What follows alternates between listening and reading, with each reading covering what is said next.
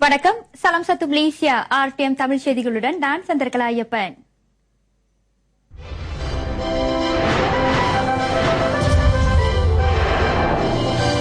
மலேசிய பிரத்யேக கல்விக் கொள்கையை கடைபிடித்து வருகிறது பிரதமர் பெருமிதம்.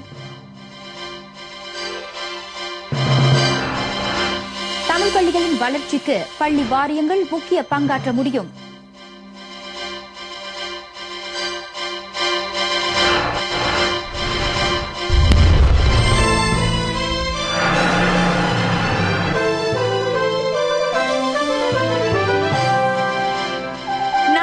நாட்டிற்கு பக்கபலமாக அமைந்திருக்கும் மனித மூலதனத்தை வளப்படுத்துவதில் நாட்டின் கல்வி முறைக்கு அரசாங்கம் தொடர்ந்து முக்கிய கவனம் செலுத்தி வரும்.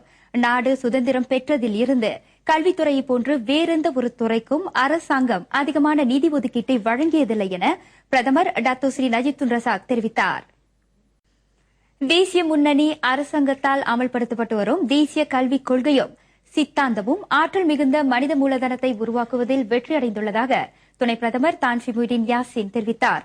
மேலும் மக்களிடையே, குறிப்பாக புறநகர் மக்களிடையே வறுமையை துடைத்தொழிப்பதற்கும் நடப்பு கல்விக் கொள்கை வழிவகுத்திருப்பதையும் அவர் சுட்டிக்காட்டினார். பொது பல்கலைக்கழகங்களில் கல்வித்துறையில் இளங்கலை பட்டப்படிப்பை முடித்த பட்டதாரிகள் அடுத்த மாதம் 1ஆம் தேதி தொடங்கி பள்ளிகளில் ஆசிரியர்களாக வேலைக்கு அமர்த்தப்படுவார்கள் என துணை பிரதமர் தான் ஸ்ரீ முஹிடின் யாசின் தெரிவித்தார். கடந்த ஜனவரி மாதம் தொடங்கி கல்வி சேவை ஆணையம் கட்டம் கட்டமாக நடத்திய நேர்முக தேர்வில் 4859 பட்டதாரி ஆசிரியர்கள் வெற்றி கண்டிருப்பதாக கல்வி அமைச்சருமான அவர் கூறினார்.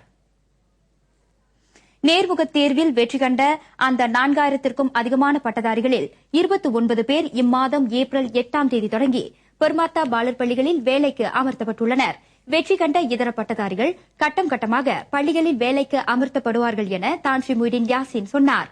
முதல் கட்ட நடவடிக்கை மே 23ஆம் தேதி தொடங்கும். இடைநிலைப் பள்ளி, தேசிய பள்ளி, தமிழ், சீன பள்ளிகள் ஆகியவற்றில் அந்த பட்டதாரி ஆசிரியர்கள் வேலையில் அமர்வார்கள். ஆசிரியர்களை வேலைக்கு அமர்த்தும் 2ஆம் கட்ட நடவடிக்கை ஜூலையில் தொடங்கும். இடைநிலைப் பள்ளிகளில் நிலவும் ஆசிரியர் பற்றாக்குறையை நிவர்த்தி செய்வதற்காக அரசாங்கம் 2000க்கும் அதிகமான பட்டதாரிகளை தற்காலிக ஆசிரியர்களாக வேலைக்கு அமர்த்தியிருந்தது. நேர்முக தேர்வில் வெற்றி கண்ட பட்டதாரி ஆசிரியர்கள் கட்டம் கட்டமாக வேலைக்கு அமர்த்தப்படவிருப்பதை அடுத்து இந்த தற்காலிக ஆசிரியர்களின் ஒப்பந்தம் முடிவுக்கு கொண்டுவரப்படும். ஆசிரியர்களின் வேலையிட தகவலை கல்வி அமைச்சு விரைவில் அறிவிக்கும். நாடு முழுவதும் மேலும் 20 ஒரே மலேசியா சிகிச்சை மையங்களை அமைக்க சுகாதார அமைச்சு உத்தேசித்துள்ளது. பொதுமக்களின் தேவைகளை பூர்த்தி செய்யவும், மருத்துவமனைகளில் கூட்ட நெரிசலை கட்டுப்படுத்தவும் புதிய ஒரே மலேசிய சிகிச்சை மையங்கள் திறக்கப்பட உள்ளதாக சுகாதார அமைச்சர் டாக்டர் ஸ்ரீ லியாவ் தியோங்லாய் தெரிவித்தார். 20 கூடுதல் ஒரே மலேசியா சிகிச்சை மையங்களை அமைக்க பிரதமர் doctor Sri Najib Tun Razak இணக்கம் தெரிவித்திருப்பதாக டாக்டர் ஸ்ரீ லியாவ் தியோங்லாய் தெரிவித்தார். எனினும் அதற்கான அதிகாரப்பூர்வ அனுமதிக்காக தமது அமைச்சு காத்திருப்பதாக அமைச்சர் குறிப்பிட்டார். இதற்கு முன்னர் 50 ஒரே மலேசியா சிகிச்சை மையங்களை அமைக்க பிரதமர் அனுமதி வழங்கியிருந்தார். இருப்பினும் ஒரே மலேசியா சிகிச்சை மையத்திற்கு கிடைத்து வரும் ஆதரவை தொடர்ந்து அதனை அதிகரிக்க அரசாங்கம் முடிவு செய்துள்ளதாக டாக்டர் ஸ்ரீ லியாவ் தியோங்லாய் சொன்னார். தற்போது நாடு முழுவதும் 100 ஒரே மலேசியா சிகிச்சை மையங்கள் செயல்பட்டு வருகின்றன. அதனால் 4 லட்சத்துக்கும் அதிகமானோர் பயனடைந்து வருகின்றனர். முன்னதாக கெடாக் குலிமில் ஒரே மலேசியா சிகிச்சை மையத்தை திறந்து வைத்து டாக்டர் ஸ்ரீ லியாவ் தியோங்லாய் செய்தியாளர்களிடம் பேசினார். தமிழ் பள்ளிகளுக்கான அரசாங்கத்தின் உதவிகள் தவிர்த்து தமிழ் பள்ளி வாரியங்களும் தங்கள் பள்ளி வளர்ச்சிக்கு வித்திடும் முயற்சிகளில் முனைப்பு காட்ட வேண்டும் என மாய்கா தேசிய தலைவர் டாக்டர் ஸ்ரீஜி பழனிவேல் கேட்டுக் கொண்டார். இந்தியர்கள் எதிர்நோக்கி வரும் பிரச்சினைகளை அரசாங்கத்திடம் முன்வைத்து அவற்றிற்கு தீர்வு காணும் ஒரே கட்சியாக மாய்கா மட்டுமே செயல்பட்டு வருவது யாவரும் அறிந்த உண்மை. அதற்கு புறம்பாக பேசும் எதிர்க்கட்சியினரின் கூற்றுக்கு தாம் செவிசாய்க்கப் போவதில்லை என மாய்கா தேசிய தலைவர் டாக்டர் ஸ்ரீஜி பழனிவேல் கூறினார். கோலலம்பூர் மெர்டேகா சதுக்கத்திற்கு பதிலாக பேரணி நடத்துவதற்கு 4 மாற்று இடங்கள் பரிந்துரைக்கப்பட்ட போதும் பேரணியை தொடர்ந்து மெர்டேகா சதுக்கத்தில்தான் நடத்துவோம் என பிடிவாதம் பிடிக்கும் அதன் ஏற்பாட்டு குழுவினரின் போக்கு குறித்து டாக்டர் ஸ்ரீஜி பழனிவேல் கருத்துரைத்தார். அவங்க இந்த மாதிரி ஒரு அமைதியான போராட்டம் செய்யறதுல ஒண்ணுமே தப்பு இல்லை. அதுக்குங்கிற சட்டத்தையும் நம்ம பார்லிமெண்ட்ல பாஸ் பண்ணிட்டோம். ஆனா அவங்களுக்கு தேவையான இடம் ஒரு பெரிய இடமா இருக்கணும். மெர்டேகா ஸ்டேடியம் ஒரு பெரிய இடம், ஆயிரக்கணக்கில் மக்கள் கூடக்கூடிய இடம். அதே போல் புக்கெட் ஜாலிலும் ஒரு பெரிய இடம், தித்தி வங்சாவும் ஒரு பெரிய இடம். இந்த மாதிரி மெர்டேக்கா ஸ்டேட், டட்டாரான் மெர்டேக்கா வந்து ஒரு சிறிய இடம் தான். அங்கே போய் ஒரு பெரிய கூட்டத்தை ஏற்பாடு செய்தாங்கன்னா அது சரியாக வராது. சூழ்நிலை அமைதிக்கு வந்து தப்பாக போயிடும்.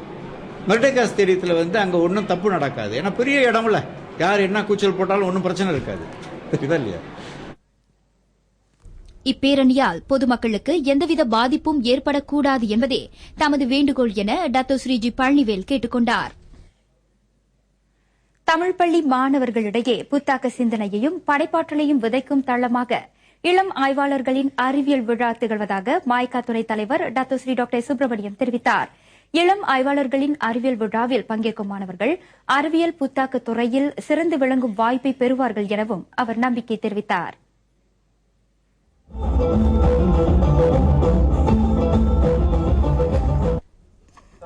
தலைநகரில் இவ்வாண்டுக்கான இளம் ஆய்வாளர்களின் அறிவியல் விழா அறிமுக நிகழ்ச்சியையும் நிதி திரட்டும் வகையில் ஏற்பாடு செய்யப்பட்டிருந்த சிறப்பு விருந்துபசரிப்பு நிகழ்ச்சியையும் அதிகாரப்பூர்வமாக தொடக்கி வைத்து டாக்டர் ஸ்ரீ டாக்டர் சுப்பிரமணியம் உரையாற்றினார். உலகமய சவால்களை எதிர்கொள்ள மாணவர்கள் புத்தாக்க சிந்தனையும் படைப்பாற்றலையும் கொண்டிருப்பது அவசியம் என்றார் அவர். இளம் வயதிலே அவர்களுக்கு இந்த அறிவியல் சிந்தனையை ஊட்டி அவர்கள் சிந்தனை வந்து பல்வேறு திசைகளிலே ஆராய்ந்து புதிய புதிய வகையிலே புதிய கொள்கைகள் வந்து அவர்கள் சிந்திக்கக்கூடிய வாய்ப்பினை வந்து இது கொடுக்கின்றது. பாடத்திட்டத்தில் வரையப்பட்டுள்ள அறிவியலை தவிர்த்து நடைமுறை வாழ்க்கையில் பயன்படுத்தப்படும் அறிவியல் கூறுகள் குறித்து மாணவர்களிடையே விழிப்புணர்வை ஏற்படுத்தவும் இவ்விழா வழிகோலும்.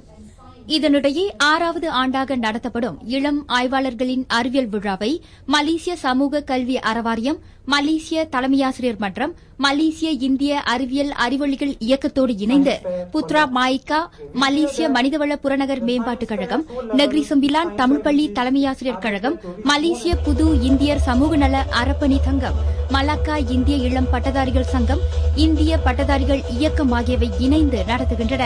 இதுவரை 374 குழுக்கள் இவ்விழாவில் பங்கேற்க பதிவு செய்து கொண்டுள்ள வேளை மேலும் பல குழுக்கள் இதில் பங்கேற்பார்கள் என ஏற்பாட்டாளர்கள் நம்பிக்கை தெரிவித்தனர்.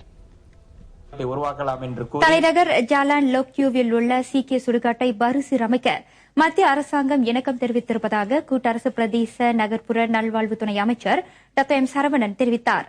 அதற்கான பணிகள் விரைவில் தொடங்கப்படவிருக்கின்றன. முன்னாள் அமெரிக்க அதிபர் ஆப்ரஹாம் லிங்கனின் தொலைநோக்கு கண்ணாடி ஏலத்திற்கு வருகிறது.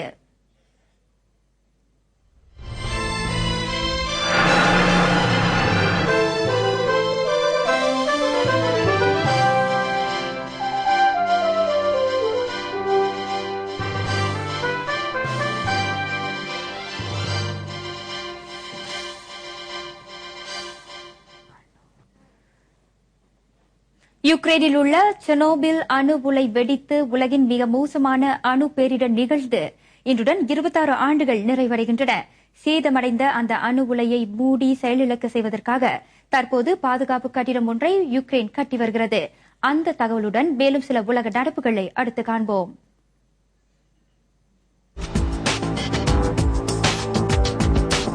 செர்னோபில் வெடிப்பு சம்பவத்தின் நிறைவு நாளில் பாதுகாப்பு கட்டிட பணிகளை அதிபர் விக்டர் யனுகோவிச் அதிகாரப்பூர்வமாக தொடக்கி வைத்தார்.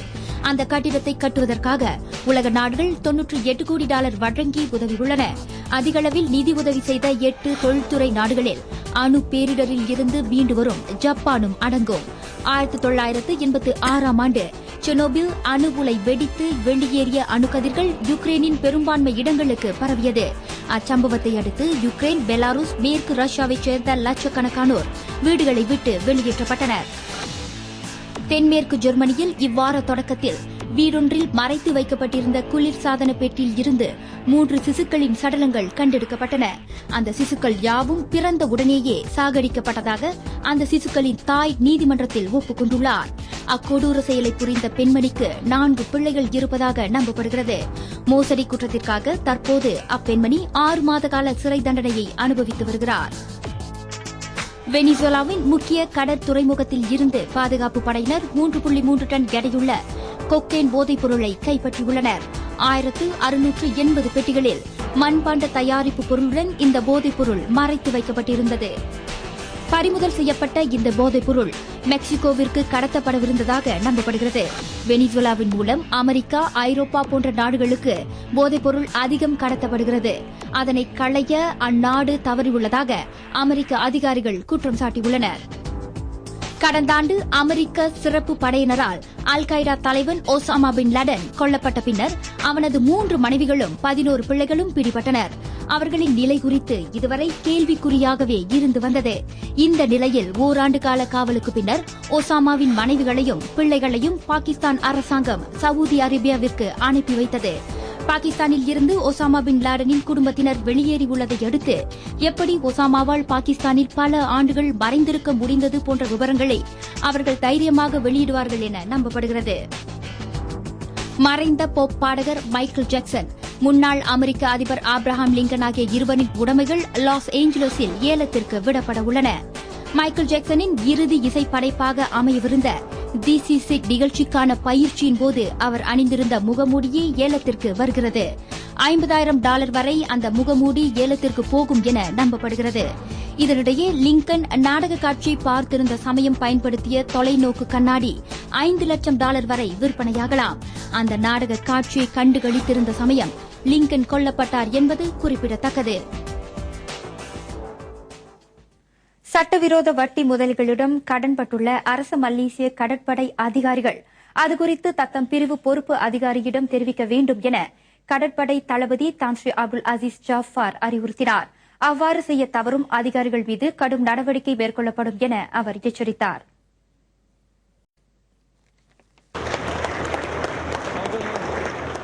சட்டவிரோத வட்டி முதலிகளிடம் கடன்பட்டுள்ள அதிகாரிகள் அதனை மறைக்க முயன்றால் அவர்கள் மீது கடுமையான நடவடிக்கை எடுக்கப்படும் என தான் ஸ்ரீ அப்துல் அசீஸ் ஜாஃபார் தெரிவித்தார். அரசு மலேசிய கடற்படையின் நற்பெயரையும் மக்கள் அதன் அதிகாரிகள் மீது கொண்டுள்ள நம்பிக்கையையும் சீர்குலைக்கும் இதுபோன்ற பிரச்சினைகளில் தமது அதிகாரிகள் சம்பந்தப்பட்டிருப்பது தமக்கு வருத்தத்தை அளிப்பதாக அவர் தெரிவித்தார். இதனிடையே சில வட்டி முதலைகள் கொடுத்த பணத்தை திரும்பிப் பெற பட்டுவாடா இயந்திரத்தின் முன் தைரியமாக காத்திருக்கும் தகவலும் தமக்கு கிடைத்திருப்பதாக அவர் சொன்னார். வட்டி முதலைகளின் நடவடிக்கைகளை கண்காணிக்கவும் இப்பிரச்சினையை களையவும் அடுத்த மாதம் முதல் அது குறித்த விழிப்புணர்வு இயக்கம் மேற்கொள்ளப்பட உள்ளது. மலேசிய பொருளாதாரம் சீராக இருப்பதாக அனைத்துலக நிதி நிறுவனம் IMF கூறியது. அண்மைய காலமாக மலேசியாவின் பொருளாதார வளர்ச்சி அடைந்து வருவதோடு வலுவுடன் இருக்கும் எனவும் ஆசிய பசிபிக் வட்டாரத்திற்கான IMF இயக்குநர் அனூப் சிங் நம்பிக்கை தெரிவித்தார். மலேசியாவின் பொருளாதாரம் வலுவுடன் இருப்பதற்கு அதன் பணவீக்கம் 2.5 விழுக்காடாக நிலைத்திருப்பதும் ஒரு காரணமாகும். தனியார் முதலீடுகள், உள்நாட்டு தேவைகள் ஆகியவை மலேசியா மட்டுமின்றி இதர ஆசிய நாடுகளின் பொருளாதார நிலைத்தன்மைக்கு அவசியம் என அனூப் சிங் தெரிவித்தார். 2011ஆம் ஆண்டின் இறுதி காலாண்டில் மெதுவடைந்த ஆசிய வட்டார பொருளாதாரம் தொடர்ந்து வலுப்பெறும் என அவர் கூறினார். எனினும் ஆசியான் வட்டாரத்தில் கொள்கை வகுப்பவர்கள் பணவீக்கத்தை களைவதற்கும் பொருளாதாரத்தை வலுப்பெற செய்வதற்குமான கொள்கைகளை வரைவதில் சவால்களை எதிர்நோக்குவார்கள். பார்சலோனா பொது டென்னிஸ் போட்டி அதன் 3ஆம் சுற்றில் Andy Murray, Rafael Nadal, David Ferrer ஆகியோர் வெற்றியை பதிவு செய்து அடுத்த சுற்றுக்கு முன்னேறினர். ஸ்பெயின் பார்சலோனா ரியல் கப்டி டென்னிஸ் அரங்கில் நடைபெற்ற ஆட்டத்தில் பிரிட்டனின் ஆண்டி முர்ரே கொலம்பியாவின் சந்தியாகோ ஜிரால்டோவை எதிர்கொண்டார். 74 நிமிடங்கள் நீடித்த இவ்வாட்டத்தில் 2ஆம் நிலை ஆட்டக்காரரான முர்ரே 6-1, 6-2 எனும் நேர் செட்களில் ஜிரால்டோவை எளிதாக வீழ்த்தி காலிறுதி சுற்றுக்கு முன்னேறினார். அடுத்த சுற்றில் முர்ரே கனடாவின் மிலோஸ் ரானிக்கை சந்திப்பார். இதன் மற்றொரு ஆட்டத்தில் முதல் நிலை ஆட்டக்காரரான ரஃபேல் நடால் கொலம்பியாவின் ரோபர்ட் ஃபராவை சந்தித்தார். இவ்வாட்டத்தில் ரஃபேல் நடால் 6-2, 6-3 என்ற செட்களில் ரோபர்ட் ஃபராவை தோற்கடித்தார். 7வது முறையாக கிண்ணத்தை வெல்ல வேண்டும் எனும் வேட்கையோடு களம் இறங்கிய ரஃபேல் நடாலுக்கு இந்த வெற்றி உற்சாகத்தை ஏற்படுத்தியுள்ளது. காலிறுதி சுற்றில் நடால் 3ஆம் நிலை ஆட்டக்காரரான டேவிட் ஃபெரரை எதிர்கொள்வார். இவ்வேளையில் ஸ்பெயினின் டேவிட் ஃபெரரும் சக நாட்டவருமான ஆல்பர்ட் மொந்தானேஸும் சந்தித்த ஆட்டம் 6-0, 6-2 எனும் செட்களில் ஃபெரருக்கு சாதகமாக முடிந்தது. அந்த காட்சி தொகுப்பு இன்றைய நமது செய்தி அறிக்கையை நிறைவு செய்கிறது. விடைபெறுகிறேன். வணக்கம். சலாம் சத்து மலேசியா.